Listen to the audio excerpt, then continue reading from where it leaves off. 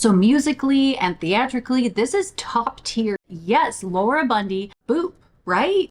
Dougal. Picking up his long lost, what?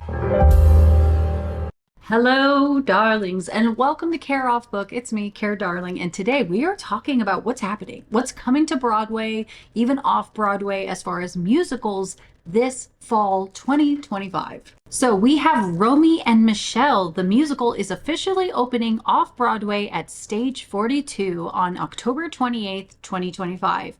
If you know the 1997 film, you already get the picture, right? Two best friends, Romy and Michele, heading back to their high school reunion, armed with questionable outfits and even more questionable lies about their lives. It's peak comedy, peak cringe, and now it's set to music. And the best part, the woman who wrote the original screenplay for the film, Robin Schiff, also wrote the book for the musical. So we know it's going to stay true to the heart of the story. Now, what am I most excited about this musical is the fact that Laura Bundy is in it. Yes, Laura Bundy from Legally Blonde. So she'll be playing Romy, and Cara Lindsay, so many of you guys know her because she was playing Catherine in Newsies and also did play Glinda in Wicked. She's going to be playing Michele. Now, I haven't seen the movie in a long time, but this feels like this is going to be just so much fun. And I hope that this is a movie to musical kind of set up the way that, you know, Legally Blonde was like, and the way that Death Becomes Her was like. I mean, I just hope it's not like a Pretty Woman situation here. So let's talk about The Queen of Versailles, which officially opens on Broadway November 10th, 2025 at the St. James Theater. Previews start October 8th, and this one's already buzzing because it marks Kristin Chenoweth's big Broadway return.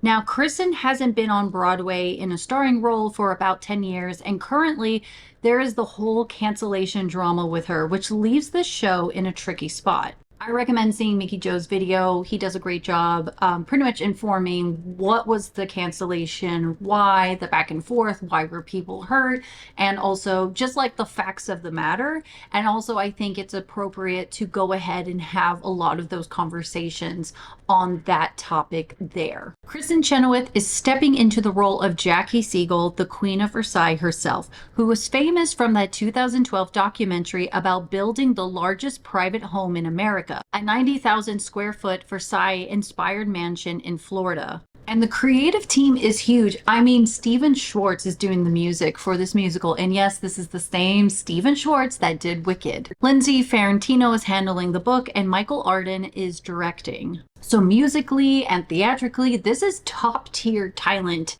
But here's the thing.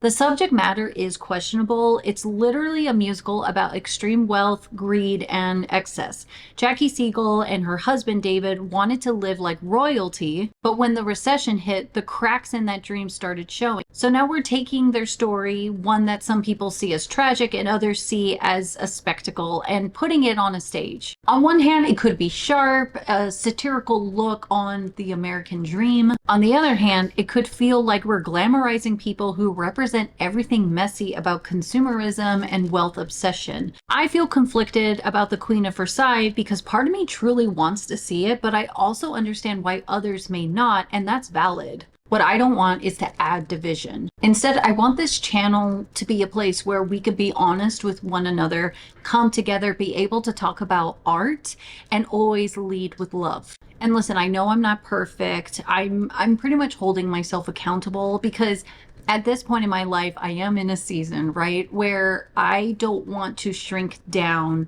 with things that I truly believe. That condemning racism, homophobia, misogyny, and hate isn't politics, it's about peace. And if that's something that makes you feel uncomfortable, you can go ahead and exit left, because on this channel, we are here to come together, to have these conversations, and to do our best to try and lead with care and kindness. Moving on, Chess is finally coming back to Broadway, opening November 16th, 2025 at the Imperial Theater. And this is the first time we're getting a full Broadway revival. For anyone who doesn't know, Chess is one of those cult musicals that has always had this mysterious, almost legendary status. The score is by Benny and Bjorn from ABBA with lyrics by Tim Rice, and it's full of songs you've probably heard, even if you've never seen the show. For example, the One Night in Bangkok. I don't know why I have to sing it like a BG. You know what I mean?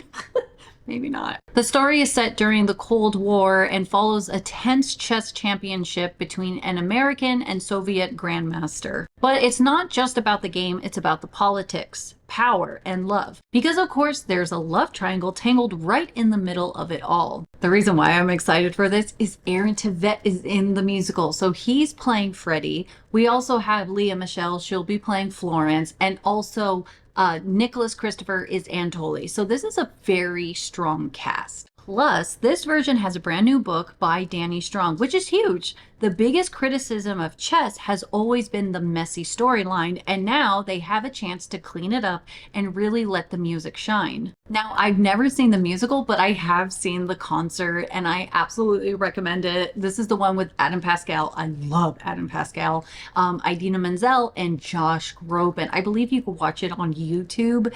And so that was my introduction to chess, and my favorite song is Nobody's on Nobody's Side.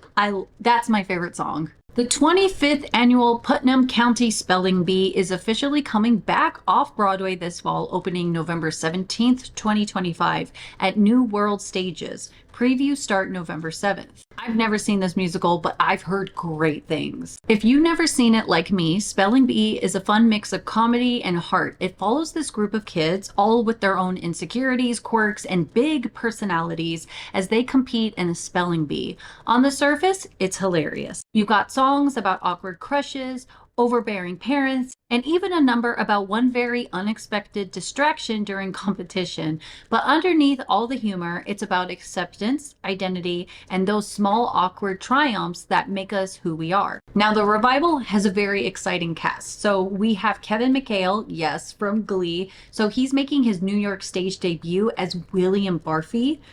Justin Cooley, who Broadway fans know from Kimberly Akimbo, is playing Leaf Conybear, and Jasmine Amy Rogers, who was Sandy in Grease, Rise of the Pink Ladies, is Olive. Now, isn't Jasmine Amy Rogers also a Boop, right? Yeah! Yep, that's me.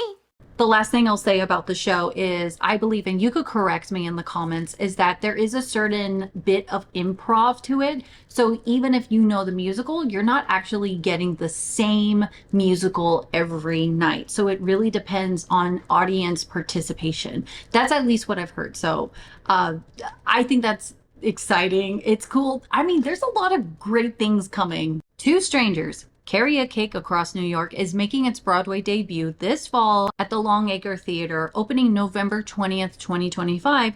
And I think this might be one of the sweetest new musicals of the season. So here's the setup. Dougal. Great name. So Dougal, this impossibly optimistic Brit, flies to New York for the very first time to attend his dad's second wedding. And who's there to meet them at the airport? Robin, the bride's sister, who is the total opposite, grounded, busy, and trying to juggle a million wedding errands, including picking up his long lost, what? Oh yeah, him, duh, Dougal. She has to pick up Dougal. So you got this fish out of water culture clash wrapped in a rom-com vibe, which I love rom-coms, with New York City as the backdrop. And yes, there's a literal cake involved.